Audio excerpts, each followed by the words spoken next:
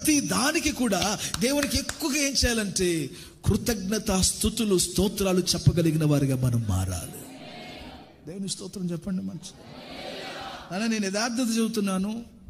ప్రార్థన ఎంత శక్తి కలిగినదో స్తుతులు స్తోత్రాలు కూడా అంతే శక్తి కలిగినవి ఉన్నవి. నువ్వు నీ ఆఫీసులో ఉన్నావు, నీ నోరు ఒక 5 స్తోత్రం స్తోత్రం స్తోత్రం మనసులో స్తోత్రాలు చెప్తా ఉండు.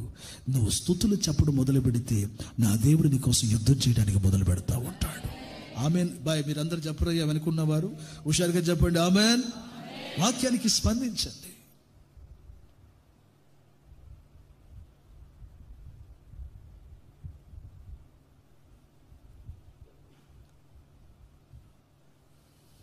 Our prayers and our praises must be proportionate.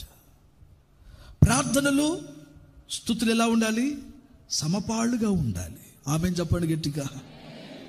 ప్రార్థన ఏమో కొంతమంది 5 గంటలు చేస్తారు, 6 గంటలు చేస్తారు.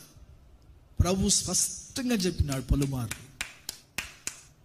నాకు ఎక్కువగా నువ్వు మొదటి గంటలలో నా దగ్గరకు వచ్చినప్పుడు నువ్వు స్తోత్రాలతో స్తుతులతో నా దగ్గర నువ్వు కనబడాలి.